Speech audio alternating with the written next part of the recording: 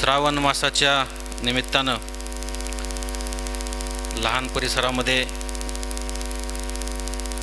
राष्ट्रसंत डॉक्टर शिवलिंग शिवाचार्य महाराज यांच्या पावन अनुष्ठानाचा कार्यक्रम या ठिकाणी संपन्न होतो आहे आणि त्या प्रित्यर्थ लहान येथे श्री संजीवभाऊ लहानकर व त्यांच्या संपूर्ण चमूने हा जो भक्ती सोहळा या ठिकाणी आयोजित केलेला आहे, या आजच्या कार्यक्रमात सुरुवातीला मी राष्ट्रसंत डॉक्टर शिवलिंग शिवाचार्य महाराज यांना नमन करतो। आजच्या या कार्यक्रमाला उपस्थित आदरणीय किशोरभाऊ स्वामी, संजीवभाऊ लहानकर, माझे सहकारी अधिकारी जयराज कारभारी, उपजिल्हाधिकारी नांदेड, सतीश सोनी, तहसीलदार अर्धापूर, व्यासपीठावर उपस्थित इतर सर्व मान्यवर, आमचे मामा विकास स्वामी आणि जे समस्त भक्तगण या भक्ती सोहळ्याच्या यशस्वीतेसाठी प्रयत्न करत आहेत, असे सर्व मान्यवर भक्तगण आणि उपस्थित सर्व आपण, सर्वप्रथम मी आपणा सर्वांना या अनुष्ठानाच्या आणि या भक्ती सोहळ्यांच्या मनपूर्वक शुभेच्छा देतो। अतिशय ज्येष्ठ आणि श्रेष्ठ मान्यवर सभागृहात बसलेले आहेत, अतिशय अनुभवी लोक या मंदिराच्या प्रांगणामध्ये आणि या सभामंडपात बसलेले आहेत। आदरणीय डॉक्टर शिवलिंग शिवाचार्य स्वामीजी यांचं अनुष्ठान या ठिकाणी चालू आहे, त्यांचा सहवास या सभामंडपाला लाभलेला आहे, ते पण या ठिकाणी उपस्थित आहेत आणि या सगळ्या मान्यवरांच्या समोर बोलण्यासाठी मला आयोजकांनी या ठिकाणी निमंत्रित केलेलं आहे। मला वाटतं किशोरभाऊ, तुम्ही जसं स्वामी नाव माझं आहे म्हणून मला बोलवलं होतं, तसंच संजूभाऊने सुद्धा स्वामी आहेत म्हणून मला या ठिकाणी बोलवलेलं दिसतंय। परंतु सुरुवातीला मला आपल्याला सांगितलं पाहिजे की मी अधिकारी म्हणून काम करतो आहे, पण काम करत असतानाही थोडा अध्यात्माचा सहवास मी घेत असतो, त्याच्यामुळं काही चार शब्द या ठिकाणी बोलण्याकरता आपल्या समोर उभा आहे। परंतु प्रामाणिकपणे सांगायचं म्हणजे भूषणराव, माझी ती पात्रता नाही आहे, त्या पात्रतेचा मी नाही आहे याची मला जाणीव आहे, पण तरीसुद्धा लहानकर साहेबांनी, आयोजकांनी मला बोलवलं। जर काही मी चांगलं बोलू शकलो नाही, काही चुकलं तर आपण कृपया मला माफ करा। काय होते, बऱ्याच वेळेस आयोजक फार उत्साहानं बोलवतात कार्यक्रमाला, परंतु ज्याला बोलवलं गेलंय तो जर चांगल्या पद्धतीनं वागला नाही, चांगल्या पद्धतीनं बोलला नाही तर आयोजकाची फजिती होती। एका कवी संमेलनामध्ये एका कवीला असंच निमंत्रित केलं होतं, त्याचं आडनाव कवी होतं। आता माझं आडनाव जसं स्वामी आहे म्हणून मला प्रवचनाला या ठिकाणी बोलवलं, तसं त्या कवीलाही तिथं बोलवलं होतं कविता वाचन करण्यासाठी, त्याचं आडनाव कवी होतं। लहानकर साहेबासारख्या आयोजकाला वाटलं की बाबा कवी आडनाव आहे, चांगल्या कविता वाचल, त्यांना निमंत्रण केलं, कविता संमेलन सुरू झालं आणि तो कविता वाचायला सुरू केला। त्या कवितेचा अर्थ कळेना, बोध कळेना, संदर्भ नाही, इतकं बोर झाले लोक सभागृहात बसलेले। तेवढ्यात एकदम सभागृहातला प्रेक्षक चाकू काढला आणि ओटून उभा राहिला आणि तो कवी एकदम घाबरला। तर त्याला म्हणला, तू तुझं चालू ठेव, मी तुला काही करणार नाही, पण तुला बोलवलंय कोण ते सांग, त्याचं मी बघतो। असा काहीचा प्रकार होण्याची शक्यता लहानकर साहेब आहे, परंतु तुम्ही गोड मानून घ्या,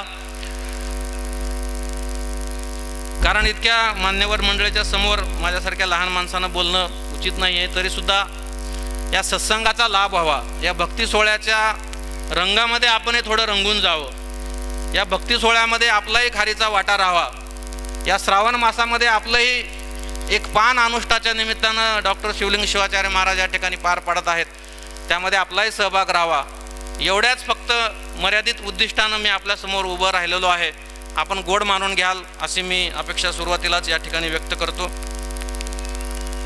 आपल्या भारतीय संस्कृतीमध्ये गुरुला फार आदराचं स्थान आहे। डॉक्टर शिवलिंग शिवाचार्यासारखे गुरु आपल्याला भेटलेत, सद्गुरू आपल्याला भेटलेत, हे खरंच तुमचं आमचं भाग्य आहे। गुरु हे दोन आपण प्रकार मानतो, ज्याला आपण एका गुरु म्हणतो आणि एका सद्गुरू म्हणतो। आयुष्याच्या जीवनामध्ये वाटचाल करत असताना प्रत्येक ठिकाणी आपल्याला मार्गदर्शन करणारे जे व्यक्ती असतात ते आपले गुरु असतात। परंतु आपलं संपूर्ण जीवन सफल व्हावं म्हणून आपल्याला मार्गदर्शन करणारे जे असतात ते सद्गुरू असतात. आणि सद्गुरू डॉक्टर शिवलिंग शिवाचार्यांच्या उपस्थितीनं हा जो परिसर, हा सभामंडप, हे मंदिर आणि हा परिसर जो पावन झालेला आहे, आणि त्यांच्या आशीर्वादामुळं, त्यांच्या या सहवासामुळं तुमचं आमचं सगळ्याचं जीवन हे निश्चित सफल होणार आहे, याबद्दल माझ्या मनामध्ये कुठलीही शंका नाही. संपूर्ण ज्ञानाची भेट जर आपल्याला आयुष्यामध्ये कोण देत असतील तर हे सद्गुरू देत असतात. आपलं गढूळ झालेलं जीवन जर निर्मळ कोण करत असतील तर हे सद्गुरू करत असतात. आयुष्याच्या जीवनावर वाटक्रमण करत असताना आपण जे जे रस्ते चुकत असतो, त्या चुकलेल्या रस्त्यावरून परत चांगल्या रस्त्यावर आणण्याचं काम कोण करत असतात ते सद्गुरू करत असतात. आणि या सद्गुरूचा एक क्षणभर जरी संगत आपल्याला भेटला, एक क्षण जरी सहवास आपल्याला भेटला, तर आपलं संपूर्ण जीवन निर्मळ होऊन जाऊ शकतं.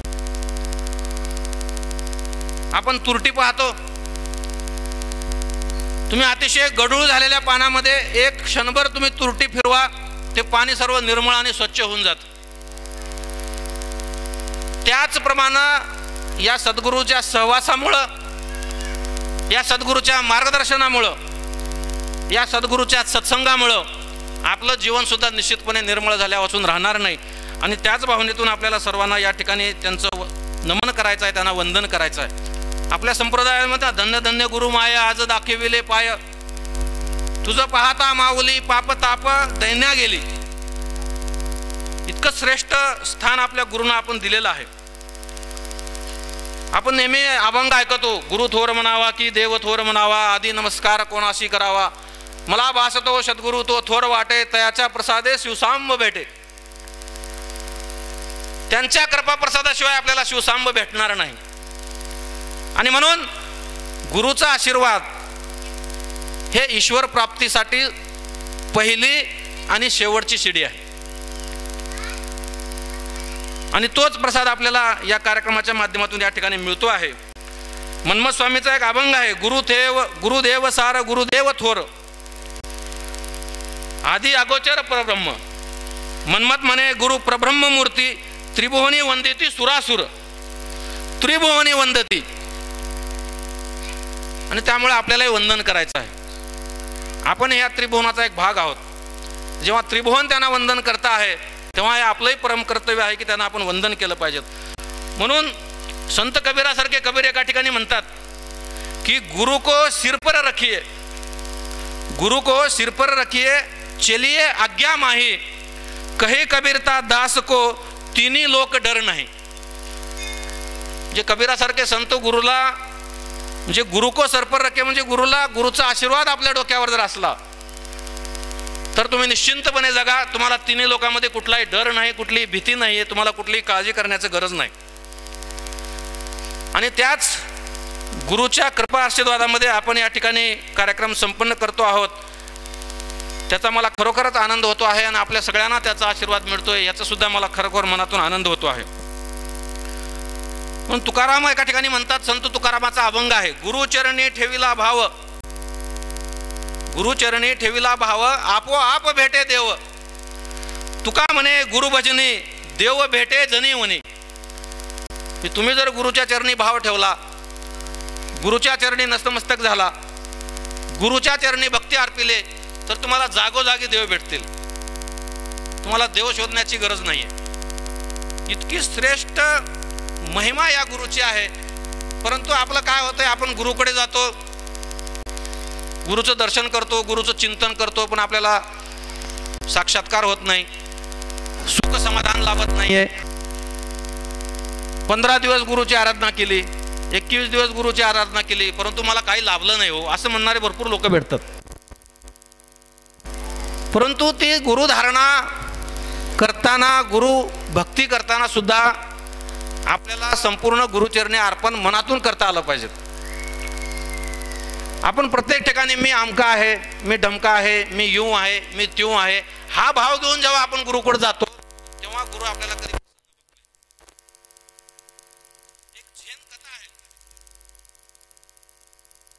त्या जैन कथेमध्ये एक असं उदाहरण दिलेलं आहे की एक साधू पुरुष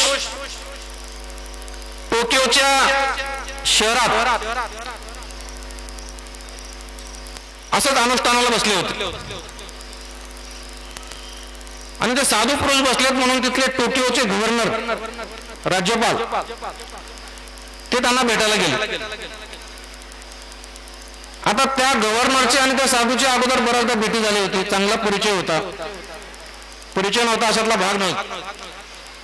पण त्या दिवशी टोकियोचे हे गव्हर्नर त्या साधूंना भेटायला गेले. रांग लागली होती भक्तगणांची. या गव्हर्नरने चिठ्ठी पाठवली, अमुक अमुक नाव आणि खाली लिहिले टोकियो गव्हर्नर. त्या गुरुने त्या साधू महाराजांनी ती चिठ्ठी पाहिली आणि त्यांनी उत्तर पाठवलं की मला यांना भेटायला वेळ नाही, जा म्हणून सांगा. साधू संतांना राजा काय, गव्हर्नर काय, कलेक्टर काय, कमिशनर काय, काय करत त्यांनी चिठ्ठी पाहिली आणि साधू पुरुषांच्या लक्षात आलं, त्या महाराजांच्या लक्षात आलं की हा आपलं पद घेऊन आलेला आहे. त्यांनी निरोप पाठवला की मी तुला आज भेटणार नाही, माझ्याकडे वेळ नाही, परत जा. त्या गव्हर्नरला आश्चर्य वाटलं, परंतु ते त्यांचे भक्त होते, त्यांच्या लगेच लक्षात आलं आणि त्यांनी परत दुसरी चिठ्ठी पाठवली. लगेच साधू महाराजांनी त्यांना या म्हणले. म्हणजे आपण मंदिरात जातो, गुरुकडे जातो, त्यावेळेस बऱ्याच वेळेस आपल्याला आपल्या मनामध्ये मी आमका आहे, मी ढमका आहे, हे जेव्हा आपण घेऊन जातो तेव्हा आपल्याला गुरुग्रह होत नाही. आणि म्हणून खऱ्या अर्थाने आपण सगळेजण मनात भाव ठेवून तनमन धनाने जोपर्यंत आपण गुरुला अर्पण होणार नाही तोपर्यंत आपल्याला गुरुग्रह होणार नाही, गुरुचे आपल्याला आशीर्वाद भेटणार नाही. आणि याकरिता सर्वांनी आपल्या भक्तीच्या मार्गावर चालत असताना या सगळ्या गोष्टी बाजूला ठेवून जर आपण निश्चितपणे गुरुग्रह केला तर निश्चितपणे आपल्याला गुरुचा आशीर्वाद भेटेल. आणि या लहान परिसराचे सौभाग्य आहे की अतिशय चांगल्या अशा पद्धतीनं या ठिकाणी गुरुचं वास्तव्य आहे आणि त्यांचा आशीर्वाद आपल्याला लाभणार आहे. श्रावण महिना चालू आहे, त्यातल्या त्यात आज सोमवार आहे.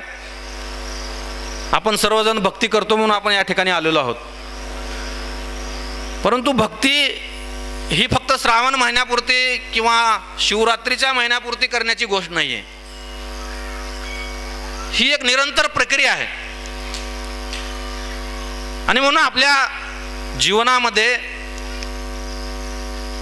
जर आपल्याला सफल व्हायचं आहे, तुम्हा आम्हाला काही साधू व्हायचं नाही, संत व्हायचं नाही, महात्मा व्हायचं नाही, फार काही नावारूपाला यायचं अशातला भाग नाही. तुमच्या आमची साधी धारणा आहे की आपलं जीवन सफल झालं पाहिजे, आपलं जीवन यशस्वी झालं पाहिजे, मोक्ष मिळाला पाहिजेत, साक्षात्कार झाला पाहिजेत. आणि या जर गोष्टी आपल्याला व्हाव्या असं मनातून वाटत असेल तर ही आपली भक्ती ही निरंतर प्रक्रिया कशी होईल याकरता आपण थोडा वेळ विचार करूया. मला फार याच्यातलं ज्ञान आहे अशातला भाग नाहीये, मी इथं बसलेल्या मान्यवराला फक्त मार्गदर्शन करणार आहे अशातला भाग नाहीये.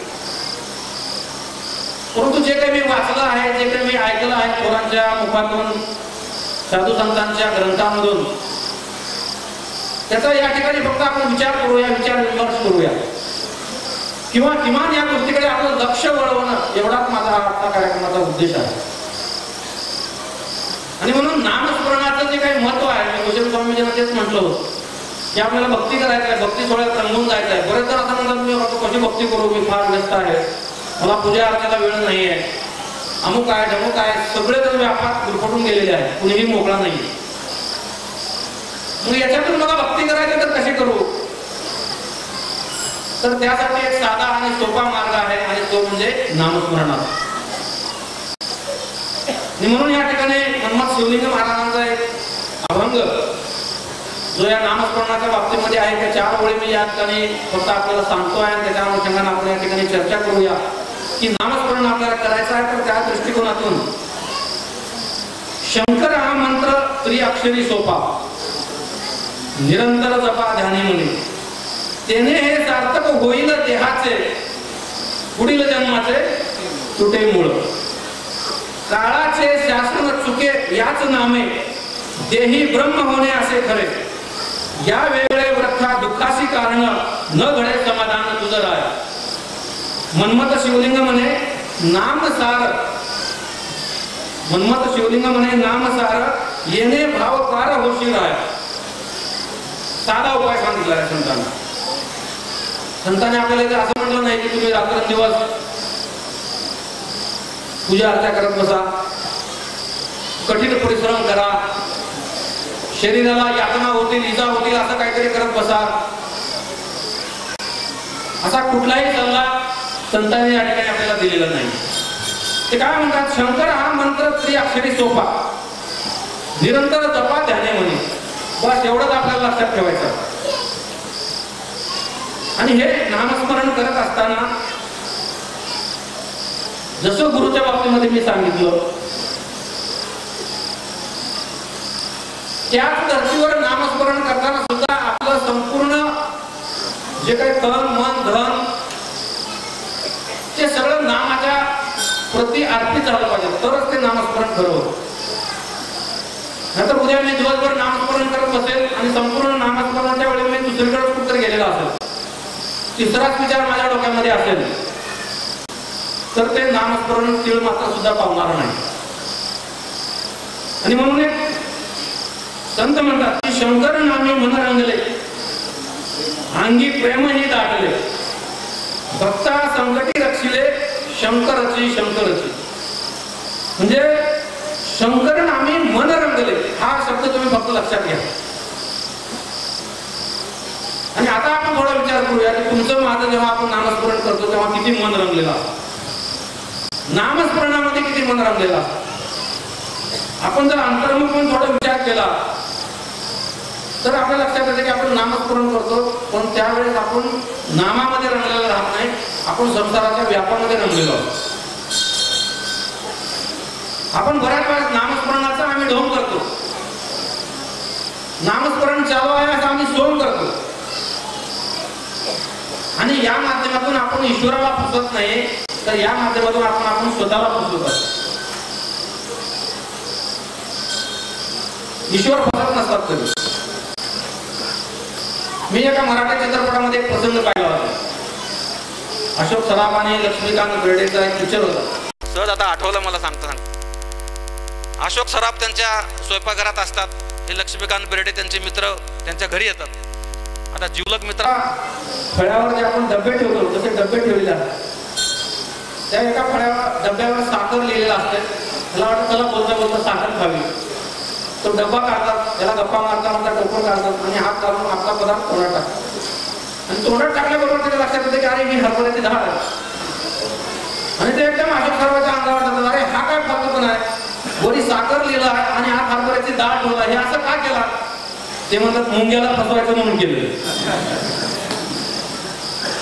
मुंग्या फसत असतात का. आमचे मित्र आहेत ढबूसेठ नावाचे व्यापारी आहेत खूप मोठे,